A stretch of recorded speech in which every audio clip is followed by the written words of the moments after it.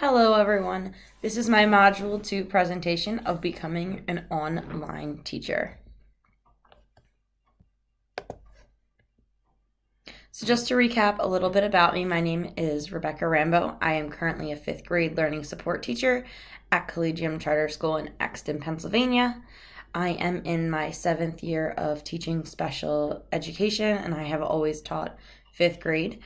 I got my undergraduate degree from Cabrini College, which is now Cabrini University, in special education pre-K to 8 and also elementary education pre-K to 4. Currently, I am enrolled at Millersville, working towards my master's in gifted education with an endorsement in online learning.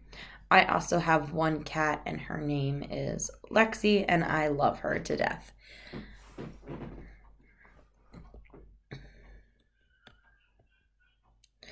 So taking a look at the readings that for this assignment, it talks about what experience I had to be an online learner prior to this, and then also my experience as an online teacher. So looking at myself as an online learner, during my undergraduate career, I had no classes that were fully online. I did use Blackboard for assignment submissions and also for materials for classes that my professors would post, but I never had a class that was fully online.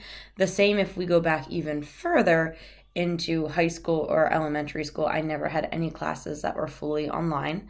In my graduate career, however, I did opt to take pick a program that could be completed 100% online. So that's when I began Millersville in the fall of 2019.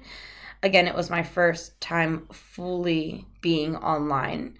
And then some of the things I had to do was learn how to manage the D2L learning as well as all of the applications that Millersville has to offer for the online programming.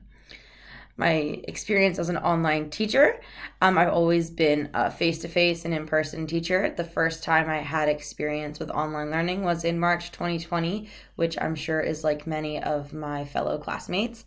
Very first experience, not really prepared in terms of Chromebooks or online management.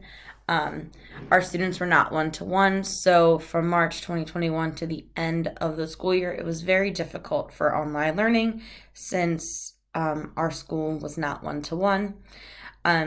We had a lot of technology issues trying to learn what we were using. We were using Google Classroom, we were using Zoom, and we were kind of just finding resources on our own just because we weren't prepared for it. In August 2020 to June 2021, our school did a virtual model, then a hybrid model, eventually ending up being in person. And we did have a better foundation, which was great. We had access to different apps. Our school had purchased apps and programming. Our platform we were using mainly was Schoology, though we were still using Zoom for some of our online instruction.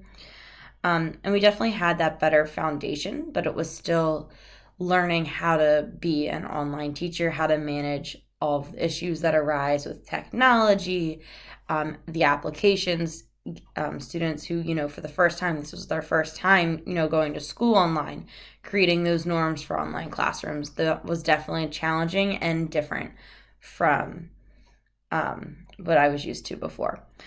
Currently this year, though we are 100% as of now, in person, we are doing a blended model with technology just to get our students familiar with our platforms such as Schoology, all of our apps that we have for technology resources, and we're also having more online training for how we can be better online teachers, which I think is great since most of us do not have that experience. Since we are face-to-face teachers, and several of our curriculum that we use now also has online components, which is great. That way we're not worrying about students having materials at home when most of the stuff now can be online. In addition to prior experience, looking at skills that I already have developed, and what needs to be developed. For me, I feel like my online communication is very strong. As a special education teacher, I communicate with families sometimes daily, mostly weekly, but I am in constant communication with my families at all times just because they need to know information about their students, and also to communicate successes at school as well as any behavioral issues I may have with students, since parents want an open communication. Also, I feel like I'm very good with my content and subject knowledge that I teach. I teach math and ELA mainly, and then I also teach social skills and executive functioning. So in those areas, teaching, I have been doing it for a while, and I understand, what is expected of me, and I have a good grasp on my materials. In terms of what skills I need to be developing, I believe that prior experience, just because I don't have that as an online teacher, just what I have because of COVID.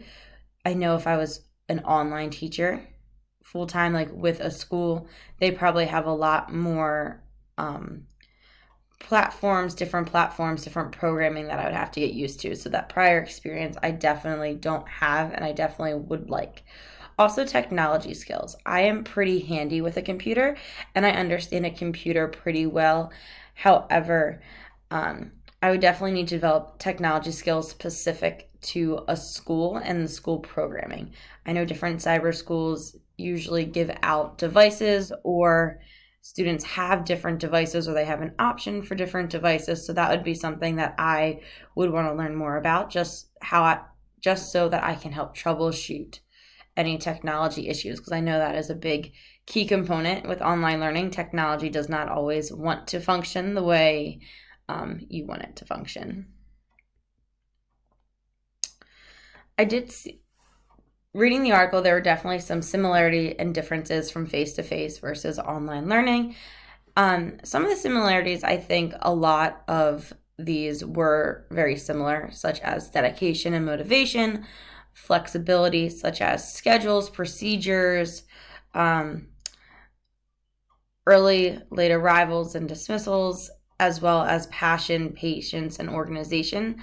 The differences, I feel like, is the flexibility with technology. When you're in the classroom and you're face-to-face and you have an issue with technology, you can just resort to something else. You can switch up your lesson plans. But when you're online, it makes things a little bit more difficult, especially if you're having technology issues.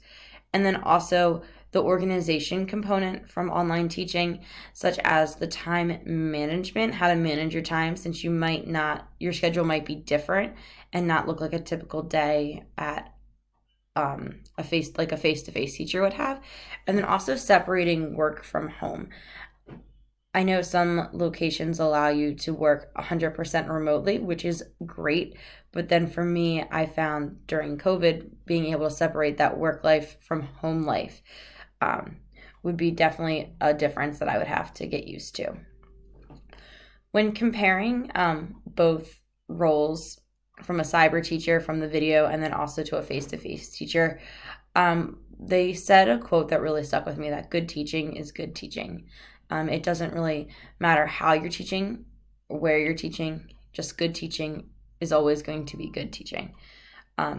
Both teachers, whether you're in face-to-face or cyber, you need to build that connection with your students, with your families. That's going to set up your whole year with those students. Both of them also need to have procedures in place, such as expectations for your classroom. What does it look like, whether you're in person or whether you're online, as well as engagement with students. You need to have procedures for engagement. What does engagement look like when you're in person? What does engagement look like when you are virtual? As well as you can have small groups in both settings. I think that is awesome that as a face-to-face teacher, you can have different groups working in a classroom, but then that you can also do that as an online teacher. I found that very interesting, how they could have different groups going, but then the teacher could float between all of them and still have access and see what all of the groups are working on. In both of them, I know students, they all can have that gotcha moment. You see that light up in their faces when you're in person. But then the cyber teachers also mentioned that as well, that they can see that and that they can hear that in the video. Teachers in both also need to have classroom management. Classroom management is key in any sort of classroom, whether it's virtual or in person. They did say that behavior was a little bit easier to manage when you were online, especially if a student wasn't saying something appropriately, that they could just be muted so that the whole class didn't hear. That benefit seems like that would be a very nice trick to have sometimes, and that you can't have that always in face-to-face learning.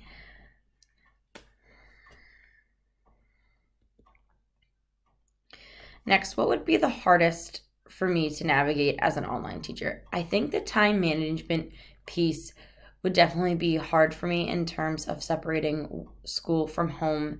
If you can work wherever you are at. During COVID, I was constantly on my technology. I was constantly checking my phone, checking for updates at all hours of the day. It was just something when I picked up my phone, instead of going to an app or a game like Facebook or Instagram, I was constantly checking my email just to see if students had messaged me, if they had needed something. So I think being able to separate my home from work-life balance would definitely be a struggle for me. And then also in terms of posting your content. With lesson plans at school, I'm able to write them, have everything printed. I don't have to currently then worry about how does it look in my course on whatever platform I'm doing. So I think that would also be something extra to think about, that in addition to planning and having your resources, I then need to be able to post them into whatever platform my school would be using. And then also issues would be the hardest for me would be technology, in terms of being able to help students understand their technology and how I can help them if they're having trouble, as well as engagement for students. And then also, coming from my special ed background, how do you modify or how do you progress monitor special education students that have barriers and need additional supports? How does that look like in a cyber school or online? And then also motivation. How do I motivate students to want to learn, to want to participate? I have a lot of classroom management techniques that I use in my classroom in person that might not, or probably would not work with being an online teacher. So finding that new way to get that motivation across as an online teacher would definitely be something that it would be hard for me, but I think I would need to find a good way to do that. And that is everything. Have a great day, everyone. Thank you for watching my presentation.